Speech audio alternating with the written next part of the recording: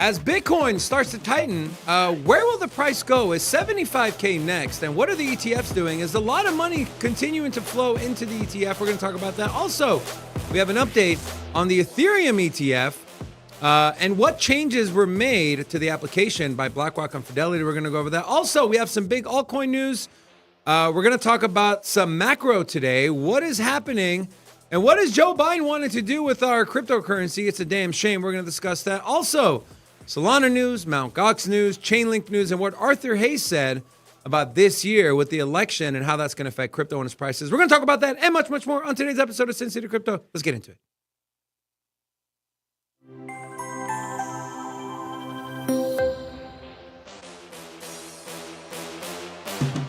Hola! It's your boy, Big Rob, back in the house. Welcome to Sin City Crypto. If it's your first time checking us out, well, we're the entertainment-focused cryptocurrency channel. Unlike the other YouTube channels, we bring the fire, the heat, and we package all of that boring and stale information in a fun and sexy Las Vegas entertainment capital of the world kind of. Wow, what a great intro there.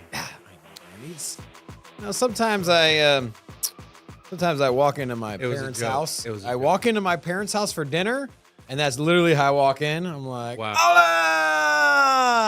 It's your son, Big Rob, back in the house. They're like, son, there's nothing big about you. Anyways, we got a full house in the studio today. We have our production team, Rocco, and our audio engineer, Chase. We also have Gravy Train in studio. GT, how you doing?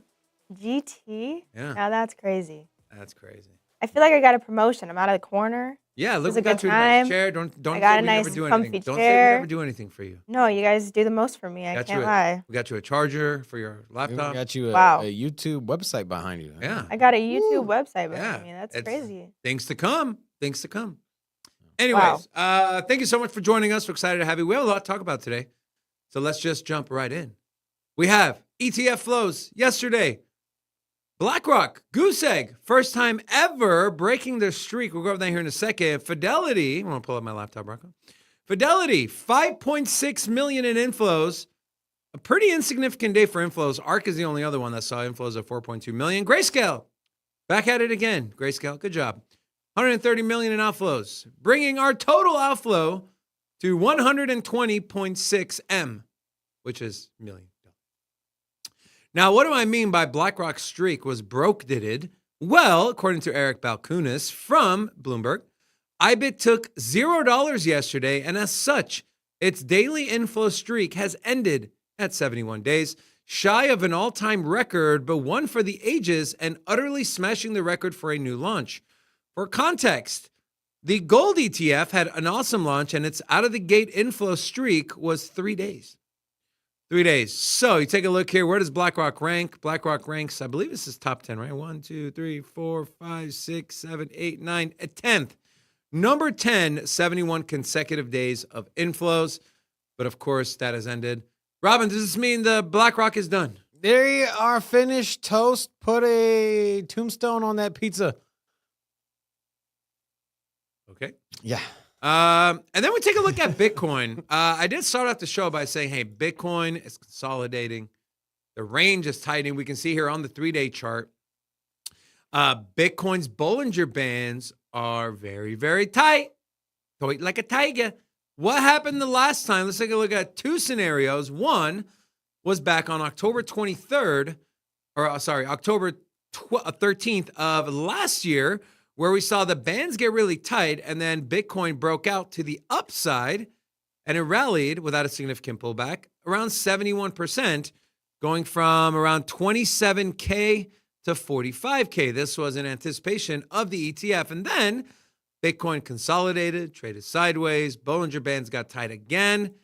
And what do you know? Another big rally, this time kind of similar, 73%.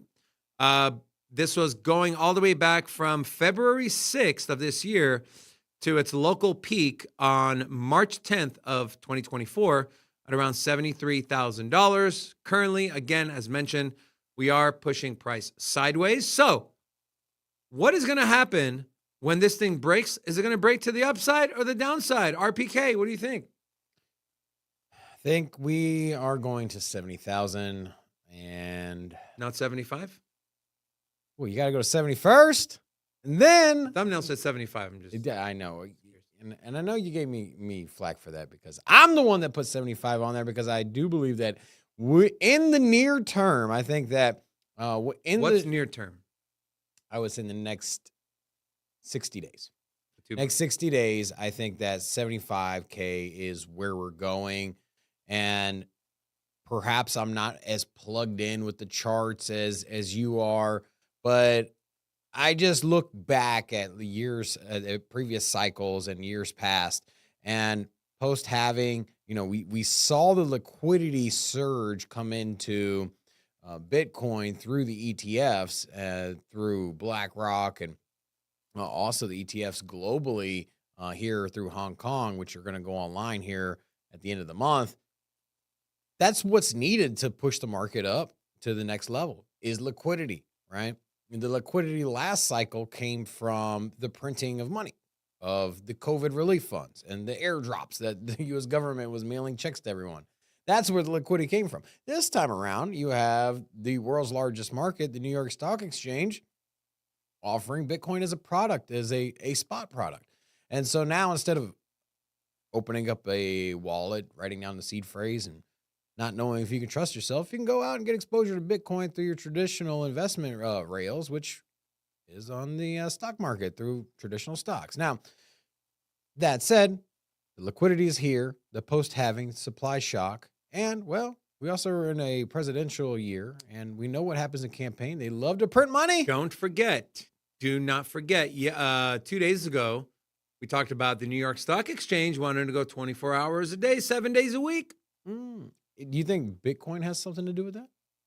I know it's a stretch, but I mean, you got to think about it this way. You have a product that is the most successful ETF of history that has a crazy amount of volume that rivals gold it's going to rival gold's market cap here in the next 5 years. And it has surpassed gold as far as volume traded. And are people in Wall Street looking at this ETF and saying, hey, man, you know what? This product is traded 24 hours a day. We are not. This is one of our strongest assets now as far as volume. And does that play or have a factor into the discussions for the stock exchange running 24 hours a day? Lawrence Fink picked up the phone, called the New York Stock Exchange CEO and said, listen, this ain't enough. We need Fridays, we need Saturdays, we need holidays. So, and, all jokes aside, money talks in any business, any sector, especially, obviously, the stock market. And so if we're seeing flows like this 4 or 5 days a week, these companies, BlackRock, Fidelity, they're probably looking like, dude, look at all the volume that's happening over the weekend. We want a piece of that action. And so we can only do that if you, New York Stock Exchange, decide to go 24/7, 7 days a week, 365 days a year. Now, let's talk a little bit macro. We had some concerning numbers come out that could potentially affect Bitcoin in the crypto space. Let's first talk about something that no one saw coming, the merge of AI and the IRS. Let's watch this video. I think it speaks for itself pretty clearly. Rocco. What we have learned is that the IRS, in fact, has been using AI to access bank accounts of American citizens without any kind of a search warrant or even without any specific claim that they have committed a crime. So this was something that was discovered by an undercover journalist, and what they found is that the IRS has claimed that they have access to every single person's bank account. This person also indicated that they've been working with the Department of Justice and that they have absolutely no problem whatsoever going after the little guy to make sure that they are paying their taxes. This is such a blatant violation of the Fourth Amendment that Jim Jordan and I sent a letter to the IRS demanding that they provide additional information about what they are doing with AI and what they are doing to protect the civil rights of American citizens. So, Congresswoman, what's the end game here? Because at the end of the day, you can't put the AI genie back in the bottle, and it's so easy to use these technologies in the way that you're suspecting the IRS is. How do you protect American citizens and our constitutional rights? Well, one of the things is we need a new administration in November because this administration has been absolutely lawless in terms of its surveillance of us, of members of Congress, of local officials, of people who are protesters, of voters. All right. So soon enough, you might have a AI, what is it? The Tesla one, Optimus? You might have Optimus knocking on your door and saying, hey, we're from the IRS. We need to see some money. I don't know, man. I think what we're seeing here is a AI merging in with government. How much more of this is there, right? How much AI is going on? Do you think that they're using AI in elections? Because the thing is, you know, you have AI in the IRS, you got AI and AIRS. AIRS. No. I don't know. It's quite interesting. I do want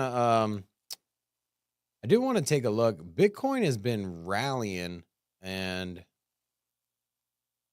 we see it at 64,800.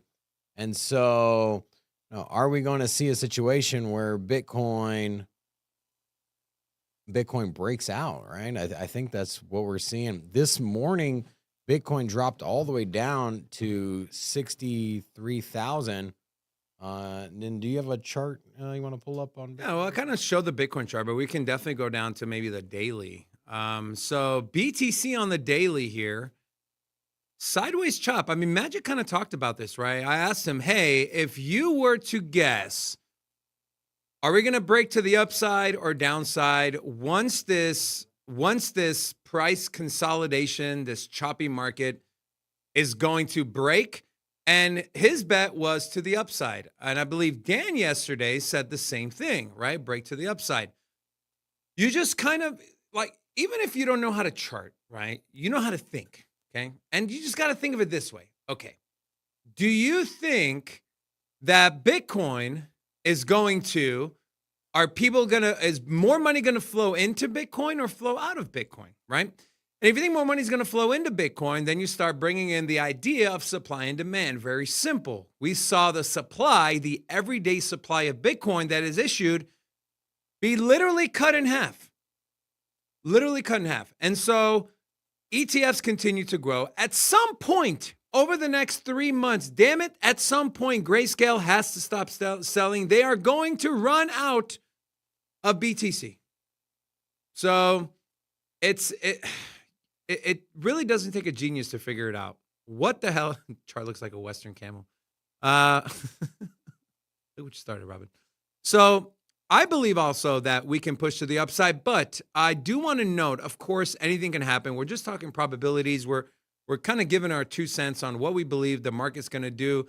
Anything can happen. There's so much going on overseas with Iran, Israel, the election season. Who knows what else can happen? There could be a certain event. Call it a black swan event if you want.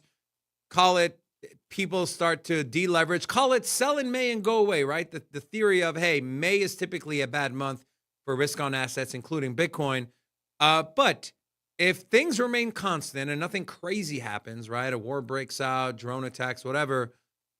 I'm in the same camp. I think Bitcoin could break to the upside. Another couple other things on the macro side. So we did have GDP numbers come out. Yay. Actually, not yay. It's actually bad. So GDP has sharply declined to a 1.6% annualized rate, significantly missing expectations. So previous GDP last quarter was 3.4%. The consensus for this quarter was 2.5%, but it came in at 1.6%. But we know that they revised the numbers, that they're going to revise it to the upside, downside, who knows? But essentially, if you're not familiar with what GDP is, it takes government spending, investments, consumer spending, net exports. So how much imports, how much exports? Is there a net positive? Is there a net negative? All that's combined, and it kind of gives you a percentage of, hey, has the economy grown or has the economy shrunk? The problem is, as James Lavish points out very eloquently, A Fed nightmare when GDP slows down, yet prices continue rising. This is known as stagflation, what we saw in the 70s and early 80s.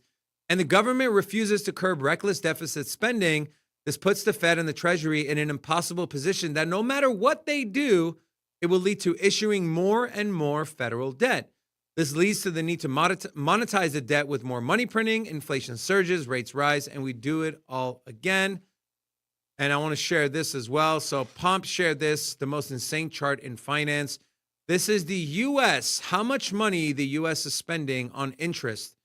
$1.1 trillion in interest. Now, the fix, 3 fixes here. 1 is you go to war. 2 is inflation. You inflate the debt away. 3 is you raise taxes. I'm sorry, we're not in that scenario anymore. I'm saying war, typically, when debt is out of control. No, I know. Well, the thing is war. What you're saying is that historically, like, we had economic prosperity when we entered into World War II. That's because at that time we were one of the manufacturing powerhouses of the world, right? We were the manufacturing center. Now our manufacturing is done internationally. And so the economic prosperity that you had, where we had a massive surge in GDP, was because we were producing ammunition for all of the countries. We entered in World War II late, and we were producing ammunition, tanks, and goods, and the industrial sector was booming. I mean, they stopped making cans to make bullets. They stopped. And so that's what brought economic prosperity. And what we're seeing now, I'm sorry, David, but every time there's a conflict internationally, instead of us having economic prosperity because we're manufacturing military grade products, we're actually sending money abroad. We just gave $60 billion to some nations they're having conflicts overseas. So I think the actual opposite will happen. I don't believe this camp that if we go to war, we'll have economic prosperity. I think we'll drive the debt up. It will accelerate it because the politicians will say that they need more money for X, Y, and Z, both internationally and here in our own country. Man. All jokes aside, I'm not saying it's going to happen. I'm saying these are the fixes that the government looks at, right? War, inflate the debt away, or raise taxes. Speaking of raising taxes, let's give a round of applause to Joe Biden. I mean, let's give a boo. No, boo. That's not a boo. Anyways, I don't know. Maybe in Italy that's a boo, but Rocco, in the United States, boo is boo. Anyways, Biden probably don't have the button. Biden's capital gains rate proposal. So he wants to tax you 44.6% on your long-term capital gains tax. To be fair, this is only for people who make over $1 million a year, which in 20 years, $1 million a year is going to be like $100,000 a year now, right? But the worst part of this is his proposal to tax unrealized gains at 25%, which means if you right now today have $50,000 in crypto on Coinbase or any exchange, next year, the same time, that turns into $150,000. Guess what? Even if you do not sell your crypto and move it into your bank account to use, right, realizing your gains, you just let it sit there. You want to let it sit there for 10 years, for 10 months, for 10 days. You have to pay 25% on that $100,000 you made without doing anything. That's what this proposal wants. Now, I do think obviously it has to go to the Senate to get a vote. I don't think they're going to pass it. This happens every few years or so, but I'm just like, dude. 44% is crazy. On long term. Typically now, if you hold for more than a year, the tax goes from, let's say, 25% down to 10%, right? Incentivizing people to save and hold and whatever. But now, with this, if you make over $1 million, let's say, Robin, we had a $1 million sponsorship deal. We would have to, or $1 million sponsorship deal paid in, let's say, Tether or USDC, we would have to pay 44% to the government. Yeah, it's nuts to me, man. It's that you'll get to about 50%, right? Like, hey, you know, when you pay taxes, 50% communism. is crazy, right? Now, and then on top of this, let's just say you pay capital gains. Let's just say hypothetically this were to pass, which is not, by the way. But let's just say if it were to pass with 44.6% capital gains, you would on $100,000, you're taking $55,000 off the table, and then everything you purchase thereafter is going to also get taxed on top of that. So you're going to have your normal 8 tax on tax on tax. You're going to get that 8 to 10% even on top of that. So cash out. Here's the thing. Remember how you always say like buy a Lambo with your crypto? You know, you sell $500,000 worth. At this point you have to sell $1 million, right? So you sell $1 million worth of crypto. You get $500,000 back basically.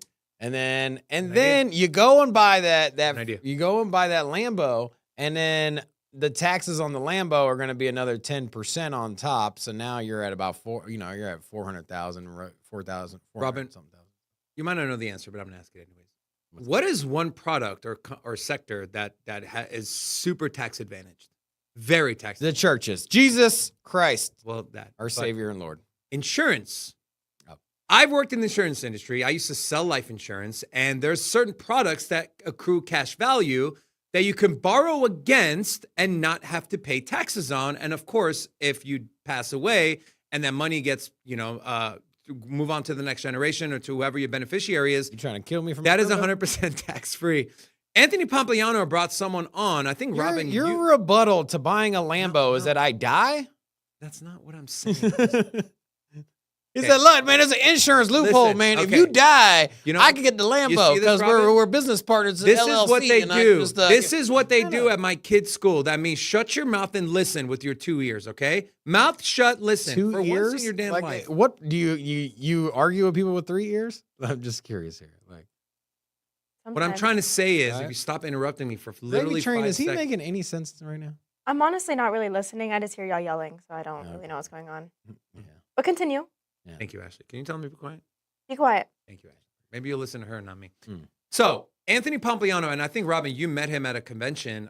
They are doing life insurance, but with Bitcoin. So, you pay in Bitcoin, you get paid out in Bitcoin, and your cash value accrues in Bitcoin to where, again, you can borrow against and not have to pay taxes. I think that might be something to look out for. Maybe not necessarily that company, but kind of there's always a work around. There is always a loophole.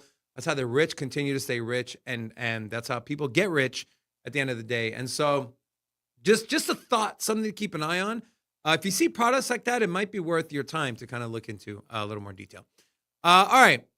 So that was a little bad news. Let's talk about some good news, like Joe Biden reading every single line on a teleprompter. Rocco? Imagine what we can do next. 4 more years. Pause. 4 more years. 4 more years. You said pause. So the idea here is for him to say 4 more years, and then the audience, not sure if it's a fake chant or not, is supposed to say 4 more years, but he literally says pause. 4 more years. Pause. 4 more years.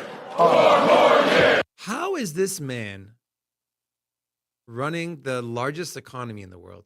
I don't understand. He's not running anything. I get it, but he's the front man. Like, come on, dude. They're wheeling that carcass Guys, out there, and they're just like, hey. Everyone, please. Read this teleprompter. They're like, stop putting, he reads everything. Anyways, on a lighter note. Soon they're just going to put emojis on there, like a smile emoji. He's just like. Robin, the best month for movies ever was October of 94. You know why? Pulp Fiction, Forrest Gump, Shawshank Redemption, Lion King, and Jurassic Park were all in theaters at the same time. Which is the GOAT of these 5 right here? Which one are you picking? You can only pick one of these movies. Gotta go with Jurassic Park, man. Really? What do you find? Yeah, no, as far as story-wise, Pulp Fiction, amazing done to Quentin Tarantino and his, the Samuel Jackson. Really good. Forrest Gump, amazing. I mean, they're all amazing movies. Lion King was really good. But Jurassic Park broke down barriers for cinematography. So, I'm kind of the one that puts a lot of the legwork here on the visuals. So I really appreciate the work that Steven Spielberg put into Jurassic Park. And So Jurassic Park's your answer? yeah, Okay. and just from before Jurassic Park, everything was done through CGI, right? And Jurassic Park, they use a lot of these animatronics. Wait, so they weren't real dinosaurs? No. And not to mention, when I went and saw that movie, I was scared, man. Those velociraptors, bro, they got me, man. Gravy Train, what movie would you pick? Let me guess. Lion King? That's the only one I've seen on this list. Lion King? Oh, yeah, I forgot you're You haven't seen any of those other movies? I have the attention span of a squirrel. I But can't you're watch also very them. young. Well, I've heard of all of them. I think Shawshank was a Italian movie, so we know Rocco's going to pick that one. Shawshank was not an Italian movie. What would you pick? Hey, chat, I want to know, which of these movies is the GOAT? Let us know in the comment section. I'm curious for no apparent reason. And then we had this. This was pretty cool. So, Robin, remember this? This was back, I believe, in 2017, where we saw this guy with the Buy Bitcoin sign. Right? You remember that? Well, guess what, Robin? That sign sold for $1 million. Damn. In auction, 16 BTC, worth $1.027482 million. So, The thing is like we're trying to buy this new LED wall, and these guys are just throwing out $1 million, and it's like for real, man. Capital's hard to come we need by, to open man. a You fund know, here. We need to open an LED can we, wall. Can we sell something? You guys see back here the blue? Once we get some damn funding here, this is going to be a wall-to-wall giant TV. Okay, but it costs a lot of money, and Or if any of y'all know a distributor for that thing that give me Get a a good deal, discount. Doesn't cost $250,000. We'll appreciate it. help us out here. Yeah. All right, let's get into some altcoin news. So from Near Protocol, which by the way, today's video will be on Near Protocol. Ooh. Can Near flip Ethereum? I will say this. I think Ethereum, I'm letting it go for this bull market. No, you cannot. For this bull market, I'm letting it go. Why? Okay, hold on. Okay. So you're kicking the can on ETH. Yeah, I'm not saying that the project's dead. It's not saying that I don't believe in it. I'm just saying from an investment standpoint, looking at where it's at, the ETF denials, the ETF delays, these more than likely the denial of the ETF, plus the exorbitant gas fees, plus communities building on rival chains and activity realistically just moving from where it was on Ethereum over to Solana. Ethereum is still king as far as numbers right this moment, but I'm thinking forward.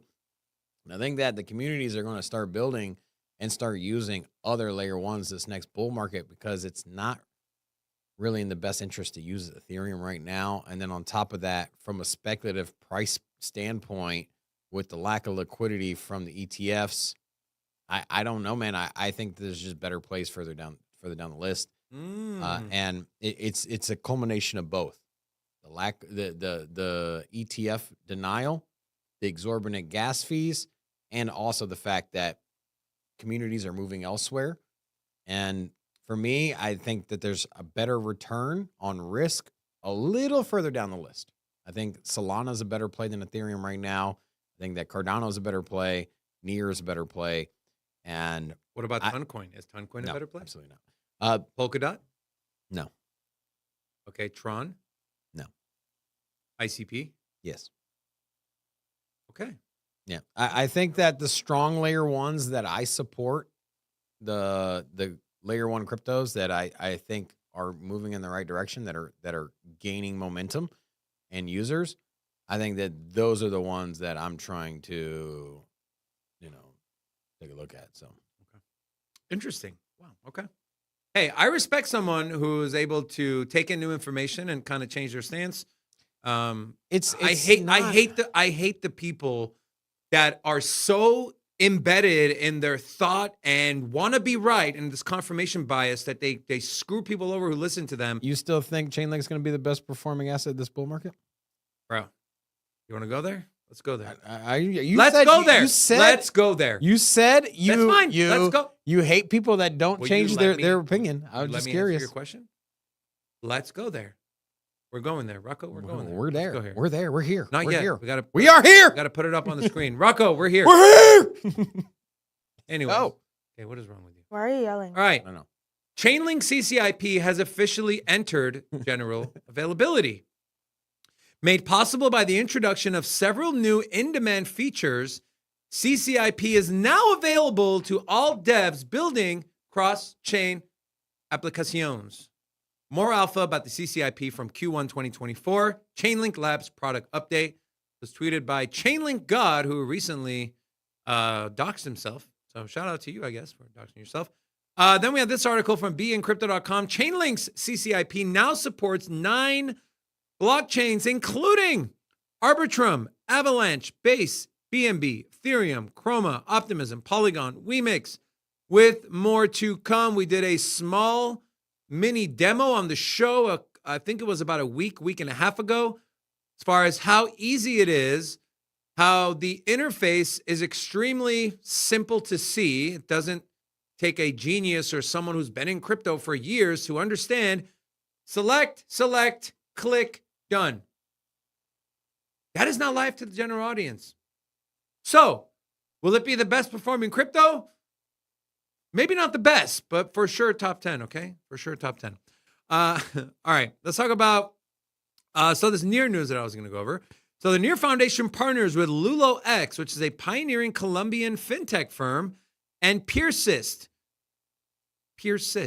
interesting name, to launch a stablecoin on Near to broaden economic perspectives within Web3 throughout Latin America. So, super bullish on Near. If you've been watching this channel for any amount of time, more than 6 months, you know that I have been pounding the drum on Near since under $1. Under $1, I was bullish on it, was at $18. Even more bullish when it was at $1. To me, when price dips, I look at, has anything changed fundamentally? Has it gotten worse? Have they lost developers? Are they losing addresses? The answer was no. In fact, they were building, they were growing. So $1 Near was just an absolute steal. Currently sitting at, where's Near at right now? Near is at $7. Got all the way up to around $8. And so what Near is doing, man, do not sleep on Near. I even think $7 Near, you can still get potentially a 10x from. So any thoughts on, we kind of talked about Near. Let's move on here. Shout out to Definity, man. So this was tweeted by Definity. You want to see where Web3 is headed, and they kind of posted a clip of. If you want to see where the industry is going to go, just look at what Definity and ICP are doing today. Back in 2022, we released Bitcoin integration. The market, splash within the market was very muted because nobody was along and like. Anyways, big shout out to Definity for showing that, and then we had this. Google Cloud just announced their Web3 portal, a home for all things Web3 at Google Cloud. Experiment on testnet, discover blockchain datasets and developer tools from Google Cloud and our partners, and learn how the Web3 startup program can help you build faster. This video doesn't have any audio, but you can see here the interface. But obviously, guys, we're going to tell you, Google. Does this mean Google's building the metaverse? Google is partnered with Polygon. And so pretty interesting stuff. Also, damn it, I was reading it today. There was another Visa. Visa just partnered with Allium, and I looked to see if they have a token. They don't. They partnered with Allium to show a dashboard and interface as far as stable coins and movement, the volume, transactions, and fees. And so big tech, big companies, top 500 S&P companies are entering in the space literally as we speak. So that's some of your altcoin news. Throw it to Robin. Take a look at the rest of the market. All right. So as we mentioned, we got some movement on Bitcoin. We did see it. We saw it scraping at 63,000 this morning. I did want to take a look at Ethereum. So, well, first, actually, before I'm gonna move to Ethereum in a second, but I did want to show you guys. I saw that Bitcoin has had some correlation to the Nasdaq lately. And so if you take a look at the Bitcoin chart on the year here, you can see that back in, when did we hit the top here? about 3 weeks ago on April 10th was kind of the top. We're at 70,000, right? April 10th, 70,000. Take a look at the Nasdaq. You go back on the year, and you can see here on April 10th, the Nasdaq broke all-time highs. And so, when you look at this year chart here, the year chart on the Nasdaq, and then you look at the year chart on Bitcoin, the two have been moving in tandem lately. And I know we had broke correlation there for a little bit, but are the markets kind of moving in swing again? I think we might. And when we do get a reversal on the Nasdaq, when we get a reversal on the stock markets, I think that we're going to see the same here in Bitcoin. And if you look even a month ago, or if you look at the 1 month chart, so basically a week ago is when the Nasdaq kind of broke to the downside and was the lowest numbers it had been in over a month.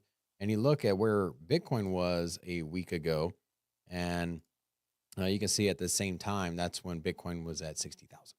And so right now, Bitcoin, Nasdaq correlated. Whether you want to, was Nasdaq going to 75K too, or what?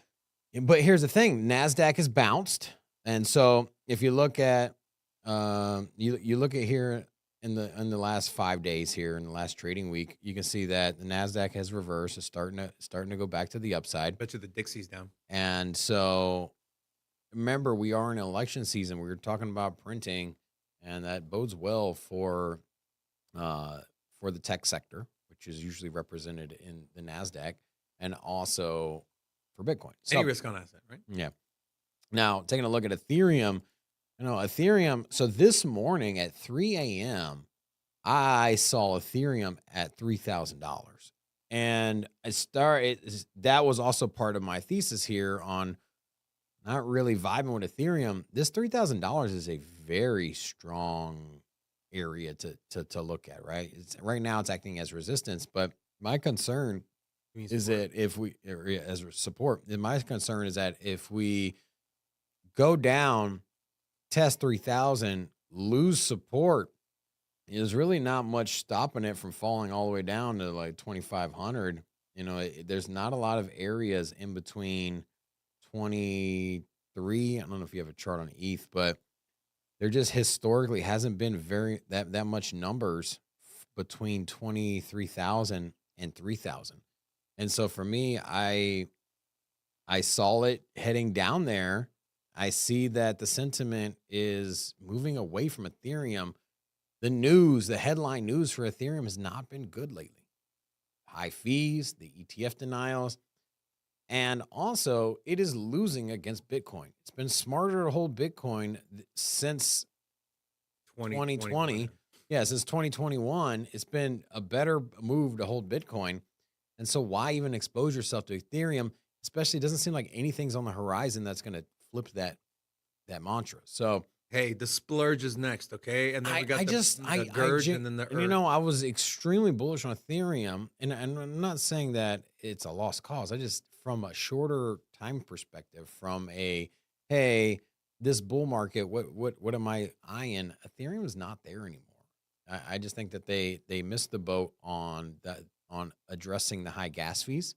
I thought that they were going to address them, but with the latest upgrade, but that just really was for the layer 2s. And so, it bode well for layer 2s, but the base layer is not doing well. And taking a look at some of the other tokens that are up as well, Bonk up 15%. Bonk has gotten a solid big burn. Look, a 2x on the week, and it also got me thinking. These meme coins are probably really, really good swing trade opportunities. If we do get a pullback in the markets, let's just say that Bitcoin, where I know you were opened up the show discussing possibilities of Bitcoin dropping down under 60K. If something like that were to happen, you're going to see these meme coins sell off hard. And so Bonk up 100%. I think if we go under 60,000, these gains will be lost, but they will quickly return. And so in these pullbacks or this bull market, when you get this retracements, maybe look at these altcoins when they're down 50%, because when they're down 50%, they're going to rally another 100 and come right back, and pretty quickly as well. It's going to be a great opportunity to make some swing trades. So memes are life, man. Yeah, and that's all I got. So just quick peek at Ethereum. So we do have some strong support right around 2881. It's also coincides with our equilibrium zone, the top end of it. So this has acted as resistance and support. And this was the key level where Ethereum retested before it had its massive rally from that 2880 level all the way up to around $4,000. We have wicked down here a few times and bounced right off of it. So that's a level. But below that, I mean, 2,400, 2,500. And so I'm still bullish on ETH, just not as bullish as you were previously. Speaking of ETH, we have some breaking news here. A couple of breaking news is. But before I get into the breaking news, I give a big thank you to our channel sponsor for today's show, which is Legacy Network. Legacy Network is getting ready to launch an app that is going to help you in your personal development journey, and also coinciding with making some money. You're going to want to join their Telegram to stay up to date on everything that is happening with the Legacy Academy, when the app is going to launch, and when their token launch is going to be happening. So click the link in the description of this video. Be one of the first people to be able to download it once it goes live. Now, from Watcher Guru, a couple things. One, the SEC is expected to deny the spot ETF next month. So this is a report from Reuters. But also, hot off the press, crypto firm Consensus sues the SEC and asks court to declare that Ethereum is not a security. How can things play out? I did mention in the beginning of the show that some applications were amended. Here we go. Grayscale and BlackRock's Ethereum ETF applications updated amidst the SEC delays. This is from CryptoSlate.com. Grayscale and BlackRock have updated their spot Ethereum ETF applications despite the SEC delaying its decision on the matter in recent weeks and expectations leaning towards rejection. Grayscale also filed an S1 registration statement for a mini Ethereum ETF, kind of like their mini Bitcoin ETF. So does that mean that their Ethereum trust, if it gets converted, will have high fees like Bitcoin? Potentially. But hey, we got a mini one. Meanwhile, Nasdaq amended BlackRock's 19B4 filing to include a proposed rule change through which the exchange intends to list and trade shares of BlackRock's planned Ethereum trust. The update proposes cash-based creation and redemptions instead of in-kind. Same thing with Bitcoin, right? The SEC told them, hey, we're not doing in-kind, which means you can, if people want to cash out, you can either give them cash or you can give them the Ethereum. We're not doing that. If you're going to do it, you have to sell all the tokens for cash and then give that to your clients. Same thing is happening. BlackRock, Grayscale did update it to do cash create versus in-kind. This aligns with the proposed fund. This aligns the proposed fund with competing Ethereum ETF applications and previously approved Bitcoin spot ETF applications. So, what's your sentiment here? I think we can kind of. There's going to be more lawsuits against the SEC when it comes to this ETH. Both.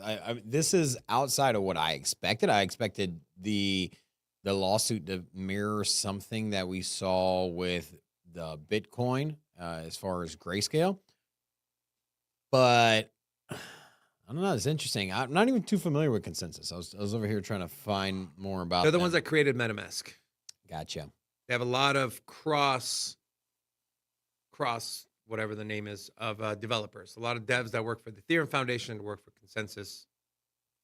Yeah, no. It's interesting. Do you think that'll put pressure on the SEC to justify it not to be a security? I mean, here's the thing. I mean, does the SEC want to go to court with it for this? They got an unlimited budget, you know? I mean, I don't know. I think they will go to court. I think they'll fight it. I don't think they're going to be like, oh, there's a lawsuit. You know what? Let's just call it a commodity. But I think it does. SEC's taking a lot of L's, right? Their two lawyers just got let go. A judge called them out on their BS against that forget the name, the crypto box, something like that. So it's something to keep an eye on, but it seems like with Gary Gensler at the helm, the only way to get anything across the finish line is to freaking take him to court and sue him. But, maybe we get a new president, maybe we get a new administration. Gary Gensler would definitely be out. So who knows what will happen? Will Gary Gensler do something like Jay Clayton did back in 2020? We're on his way out. He sued Ripple. Can we see something like that from Gary Gensler? I wouldn't put it past the guy. Then we have this, your biannually round of, hey, Mt. Gox, they're going to sell. Oh, my God. So Mt. Gox $9 billion overhang could spook the market and cause some selling pressure. Earlier this week on Reddit, some creditors of the failed Mt. Gox crypto exchange reported seeing updates on their claims, with many interpreting it to mean that crypto payments could soon be coming. The new updates could mean creditors might start seeing Bitcoin returned as soon as next month, assuming it follows a similar repayment schedule for fiat in March. It's all speculation. I don't think it's going to have that big of an effect. Just me personally. But could we see a little dip? Could we see people try to front run this, sell off, and then the actual sell off doesn't really happen? A kind of, instead of buy the rumor, sell the news, it's sell the rumor, buy the news. We've exhausted this one to death. I don't want to talk about it. And I think the traders, speculators are also exhausted in it. And I don't think anybody's going to front run it, because I think that everyone truly accepts it for what it is. It's a non-factor as far as the price movement, right? And I don't know. Maybe it does move the price slightly. Sure. Maybe there's a bunch that hit the market, but I mean, these are people that have been holding these Bitcoin for so long that I think at this point they might not sell the day they get it dropped on. Robin, we're seeing reports everywhere that these large institutions are calling upon Bitcoin whales and asking them to buy their Bitcoin over the counter off the order books. Can we see something like, hey, they got a list of all the people that are getting their Bitcoin back. A phone call is all it takes. Hey, we'll buy your Bitcoin at X amount, instead of, it hitting the order books, affecting the price. Could we see something like that? Potentially, yes. Why don't you welcome some new people? All right, and if you are new here, say hello. We'd love to drop an hola back at you. See a few new faces. We have Zoe Scarlett, Clark Farrell, Eddie PT, Shanrakant, Koot, and then Dragon, D. Jong, Eddie, Guy, The Voice, and Dennis Caver. To all of you. So painful. Hola! Welcome to Sin City. Can we have Ashley do this from now on when she's here? I'm sure her pronunciation skills are. Ashley, do you think you can pronunciate better than my friend? Pronunciate. I mean, Robin can't read it all, so probably. Well, I wouldn't take it that far, but I do know how to read. Do you? Yes. Wow, that opened the can of worms. Now let's talk about what should we talk about next? Let's talk about Arthur Hayes. Robin mentioned election season, money printing. Arthur Hayes has something to say about it, because he has something to say about everything. He says the U.S. election will spark excessive government money printing, offers a golden opportunity for cryptocurrencies. BitMEX founder Arthur Hayes thinks excessive money printing in the lead up to November's U.S. presidential election will drive a surge in Bitcoin and crypto prices. In a new analysis, Hayes argues that major global economic blocs, including the U.S., China, and the EU and Japan, are debasing their currencies to deleverage their balance sheet. I know what I said, inflated away the debt. This is him, quote, however, the macro setup that created the fiat liquidity surge that powered Bitcoin's ascent will only get more pronounced as the soft bubble begins to burst. Of course, he's referring to 2020, whereas Rob mentioned we got a bunch of airdrops. So do you agree, Robin, with Mr. Hayes here? Do you think things are going to start getting crazy? We're going to start seeing airdrops. We saw debt cancellation for student loans. Could we see the party in power now try to kind of like your kid, right? Like, hey, do the dishes. I'll give you a lollipop. They're supposed to revisit the cancellation of student loan debt. I know you just mentioned that. That's a massive amount of debt that will be relieved on American citizens. And hey, if you have one less bill, you have a little bit more disposable cash to make investments. And then also, I don't know if they're going to do the money printing as far as airdrops. I think airdrops, I feel like the government's going to need a reason, and I think that at any financial anything that happens financially, let's just say some banks start going under, or perhaps there's some kind of conflict or some votes. Yeah, it wouldn't surprise me, but I don't think they're just going to airdrop people without a reason. Put it that way. I think they gotta package it up in a sexy way. Yeah, they're gonna have to be like, hey, you know what? This conflict has caused this hardship to these people, and we're gonna have to print some money for them. So, but would you say overall it's bullish though? You know, as the government prints more money, they get into more debt. It's just history. Historically, you look at election year, and every 4 years, there's, especially when the incumbent president is trying to get reelected, you have a sitting president that has the power to influence the financial sector. And we know that if you're a sitting president and the economy is strong and good, you have a higher chance of getting reelected. So historically, you look back, incumbent president going up for reelection has always bode well for the stock market, for the financial markets. And so I think that the same will be said here. I think that we'll see a situation where we get closer to the election. All of a sudden, people are going to have a lot more money in their bank accounts to spend, and they're going to feel a little bit more jubilee when it comes to going to the voter booth. Ooh, jubilee. Yeah. And so, what are your thoughts on jambalaya? Jambalaya? Jambalaya and jubilee, far cry away from one another. But jambalaya it's good. It's good food. I like it. You like jambalaya, Gravy Train? What is that? It's seafood. You're allergic to shellfish. So. No, I don't. There you go. Why you got to dox her allergies like that? Rob, where did you read that? With the shellfish? Yeah. Jambalaya is she say New you can Orleans read. style dish. Yeah, usually has shrimp in there though. Oh. Then no, I don't almost like it. always has shrimp. Jambalaya. Yeah, jubilee. All right, that'll do it for today's show. We hope you enjoy the content. A lot of good stuff today. Make sure to come back tomorrow for Friday. Also, our near protocol video will near flip Ethereum. You're going to want to watch it. A lot of good stuff in there. That'll be going to the members first before it goes to the public. So you guys get all the info in the alpha first. So big shout out to everyone who supports this channel. We appreciate you. Also, where the hell's Jimmy? Shame on you. Shout out to our production team, Broccolini, and we got our man Chase back there. And also shout out to you, Gravy Train, for keeping that seat company. We appreciate it. Yeah, we have another seat there. So is there someone you want to sit there with next time? Okay. Wow. Thank you. Guest inbound. Wow. Yeah. Let's see who you bring. Anyways, with that being said, Rocco. I think it'll be the service dog. What do you think? No, it'll be a service ferret. Ferret? Yeah. Can I bring my rat dog? No. Rocco. What the hell are you screaming? What do you want? Guys, thank you so much for tuning in. We appreciate all of you. Make sure to watch the near video coming out in the next 10 minutes. We'll come back tomorrow. We love you guys. Until then, peace.